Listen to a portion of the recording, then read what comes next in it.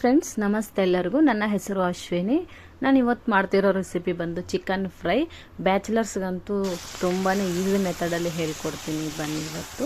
ಇನ್ನು ನನ್ನ ಚಾನಲ್ಗೆ ಯಾರು ಸಬ್ಸ್ಕ್ರೈಬ್ ಮಾಡ್ಕೊಂಡಿಲ್ಲೋ ಪ್ಲೀಸ್ ಸಬ್ಸ್ಕ್ರೈಬ್ ಮಾಡ್ಕೊಳ್ಳಿ. ಹಾಗೆ ಪಕ್ಕದಲ್ಲಿರುವ ಬೆಲ್ ಐಕಾನ್ ಬಟನನ್ನು ಪ್ರೆಸ್ ಮಾಡಿ. ಒಂದು ಕಡಾಯಿ ಇಟ್ಕೊಂಡಿದ್ದೀನಿ. ಕಡಾಯಿಗೆ ಒಂದು 5 ರಿಂದ 6 ಟೇಬಲ್ ಸ್ಪೂನ್ ಅಷ್ಟು ಎಣ್ಣೆ ಹಾಕ್ಕೊಂಡಿದ್ದೀನಿ.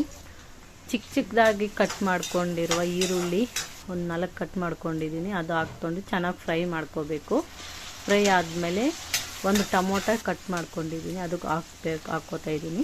ಮತ್ತು 1-2-3 ಹಸಿಮೆಣಸಿನ್ಕಾಯಿ ಕಟ್ ಮಾಡಾದರೂ ಹಾಕ್ಕೊಳ್ಳಿ, ಇಲ್ಲಾಂದ್ರೆ ಹಂಗೆ ಆದರೂ ಹಾಕ್ಕೋಬಹುದು. ಚೆನ್ನಾಗಿ ಫ್ರೈ ಮಾಡ್ಕೊಳ್ಳಿ. ಅದಾದಮೇಲೆ ಅರಿಶಿನ 1 ಟೇಬಲ್ ಸ್ಪೂನು ಹಾಕಿ ಫ್ರೈ ಮಾಡ್ಕೊತಾ ಇದ್ದೀನಿ. ಹಾಗೆ ಶುಂಠಿ ಬೆಳ್ಳುಳ್ಳಿ ಪೇಸ್ಟ್ ಮಾಡಿಕೊಂಡು ಅದು ಸ್ವಲ್ಪ ಹಾಕ್ಕೊತಾ ಇದ್ದೀನಿ. ನಾನಿಲ್ಲಿ 350 ಆಗೋಷ್ಟು ಚಿಕನ್ ತಗೊಂಡಿದ್ದೀನಿ. ಚಿಕನ್ ಫ್ರಿಜ್ಜಲ್ಲಿ ಇಟ್ಟಿದ್ದೆ, ಅದಕ್ಕೆ ಅದು ಇವಾಗ ನೋಡಬಹುದು. ಚಿಕನ್ ಹಾಕ್ಕೊಂಡು ಫ್ರೈ ಮಾಡ್ಕೊತಾ ಇದ್ದೀನಿ.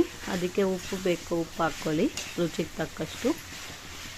ಹಾಕ್ಬಿಟ್ಟು ಸ್ವಲ್ಪ ಹೊತ್ತು ಪ್ಲೇಟ್ ಮುಚ್ಚಿ ಒಂದು 10-15 ನಿಮಿಷ ಬಿಡಿ.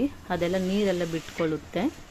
ಬಿಟ್ಕೊಂಡು ಆದಮೇಲೆ ಇವಾಗ ಒಂದು ಸತಿ ಕಲಿಸ್ಕೊಂಡಾದಮೇಲೆ ಧನಿಯಾ ಪೌಡ್ರು 1-2 ಟೇಬಲ್ ಸ್ಪೂನು ಮತ್ತು ಚಿಕನ್ ಮಸಾಲ 1-2 ಟೇಬಲ್ ಸ್ಪೂನು, ರುಚಿಗೆ ತಕ್ಕಷ್ಟೇ ಖಾರದ ಪುಡಿ ಹಾಕ್ಕೊಂಡು ಮಿಕ್ಸ್ ಮಾಡ್ಕೊಳ್ಳಿ.